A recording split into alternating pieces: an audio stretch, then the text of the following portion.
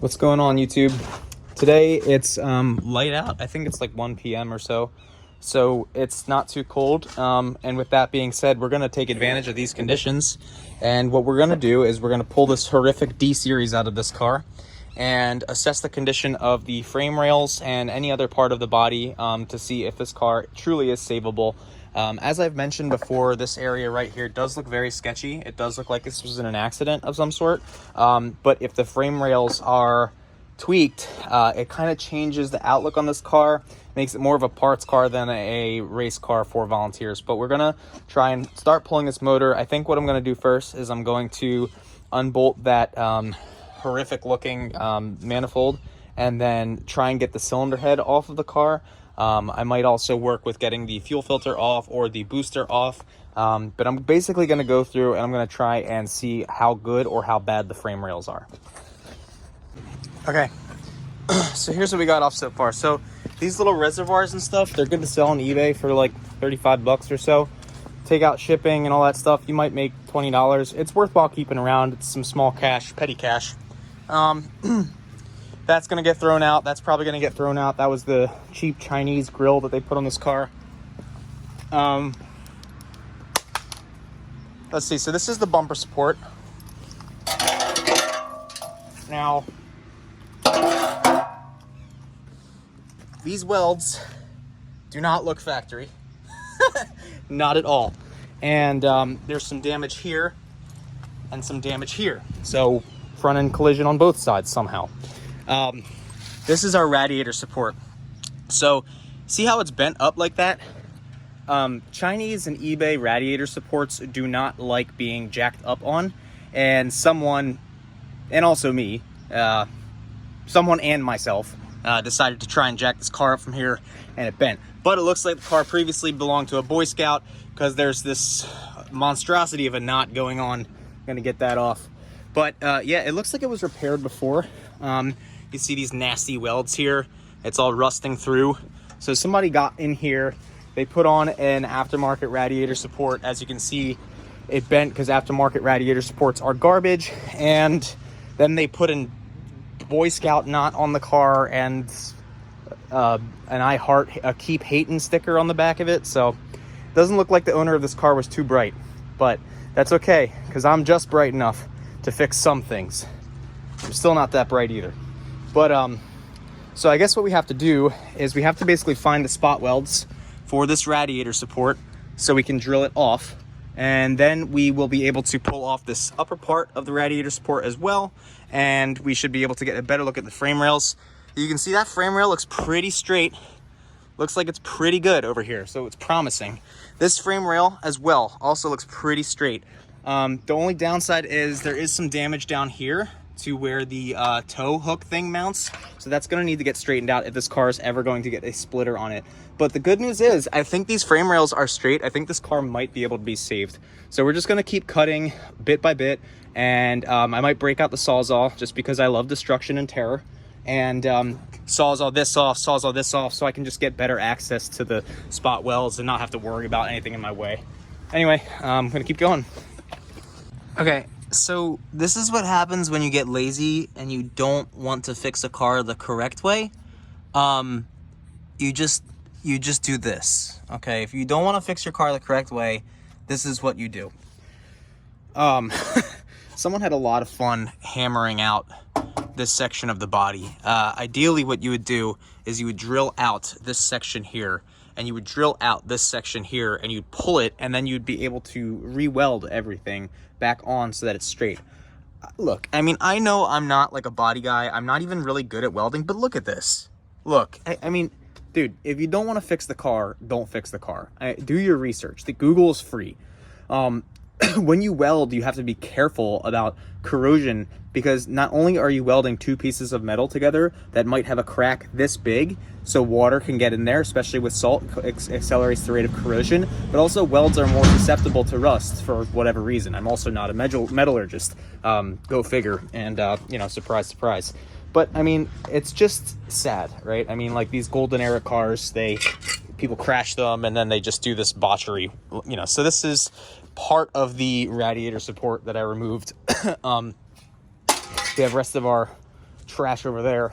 And so what I did basically was I went through and I drilled out any spot welds that they did do. They did actually do a couple of spot welds pretty well here, but they did miss a spot weld here because you can see this is flexing and it was never actually even welded. And then there's just a bunch of booger welds that are just filled up in here. And the worst part about it is, like, they didn't use etching primer, you know what I mean? They didn't, or not etch, weld through primer. They didn't do anything like that. So what happens is all of the water and salt gets in there and it rusts everything away and it ruins a car that's otherwise fixable. Okay, but now for maybe some good news. So what I'm gonna try and do is I'm gonna try and look at this frame rail. Okay, it looks like this is a deliberate indentation from the factory right here. And it looks like this frame rail is straight, which is good news. This frame rail also feels pretty straight, which is, again, good news. But I had to basically grind down with my flapper disc all of this garbage. I'm going to need to buy more flapper discs because apparently when you go down the rabbit hole of doing body work on old crappy Hondas, you use flapper disc a lot. It's something I found out with the body work on my race car. But it's bad. And this side is kind of an example. So here are the booger welds, which are falling apart because of rust. This is supposed to be a spot weld right here. That's a booger weld. Booger welds here, booger welds here. But for some reason, they got some of the spot welds here done well and some of the spot welds here done well. So what I'm thinking is maybe part of the bottom of this radiator support fell apart and they re-welded it back together or something. And these are like the OEM spot welds because they look like OEM spot welds, but I'm not quite sure. Again, you can see this spot weld is broken loose. That might have actually been from an impact now that I'm thinking about it. I did grind this away on that side because it was just so rusted. And so what I'm going to try to do now is I'm going to try to remove this, and we're just doing it step by step. It's kind of the hard part about doing body work. You have to do everything sort of like step by step. You can't just rush things. And that's the hard part about it. So, you know, we're going to keep chugging along. I'm going to come over here now. I'm going to try to drill out all the OEM looking spot welds here. And then I'm going to take, again, my flapper disc, and then I'm just going to grind away all of this. That's what I had to do over here. And yeah, it's kind of a mess, but we're trying to figure it out, guys. We're trying to figure it out. Now, why do they call Rust-Oleum Rust-Oleum? Because it protects against rust. So what we're going to do for now, until I can find a radiator support that I want to weld in, is we're just going to paint over any bare metal, paint over any crevices, and just make sure that we're covering up any spots that could rust while this car sits outside. It doesn't have a title. It's not going to get driven on the street. It will be a track-only car. And as a result of that, I'm not worried about salt. I am just worried about getting a solid repair so that we can jack the front of this car up by the radiator support. I will do my best to make a good weld this time, and we'll see how it goes.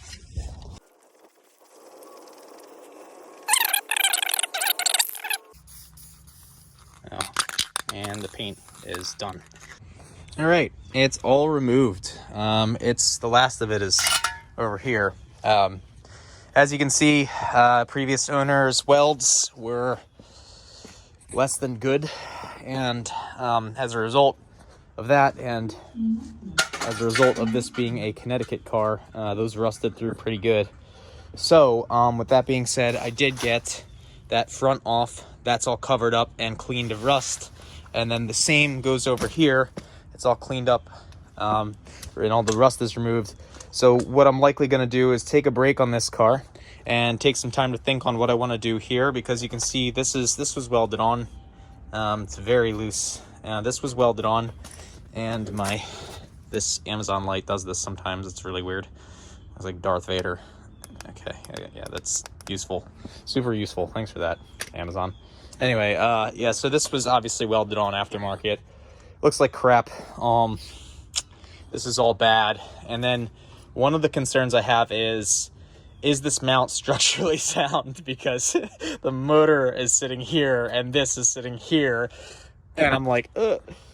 So yeah, it doesn't look good. But and then in other news, while I was working on, while I was just taking a break, I was smoking a little bit of a cigar. I came in here with this block sander. It's a nice Blue Point block sander. So if y'all are calling me cheap, then y'all gonna learn today.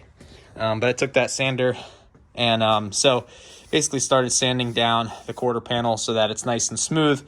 You can see a little indent is over here from where the panel bond went in to fill the crack. So what I'm going to do there is just take some Bondo, smooth it over, and it should all be good. Got started working on here too to smooth that out a little bit, and the idea is to just get it smooth so that way we can sand the entire car and just paint it some freaking color, whatever, any color. Just make it not be 2, 3, 4 different, 5 different colors. I don't know, might stop the video here, might not. Kind of want to take a break. I did go to the gym today, so I'm a little bit beat. Yeah, everything's going pretty good. Just kind of have to figure out what I want to do with this car. So, I mean, if I do remove this, I'm going to need to source a new part of this. I might find an EK and just cut the front half of this off of an EK. I'm going to send some pictures to my friend Leland Wambolt, who is the 2021 Honda Challenge 2 champion, second place regional finisher in 2022 behind Ronnie Vidak of Track Monsters. And so Lee knows his stuff. He knows how to do body work, and he grew up doing it. So I'm going to ask him what he thinks. I'm going to ask him if he thinks the frame rails are good. They look fine. And then I'm going to ask him what he thinks of this area.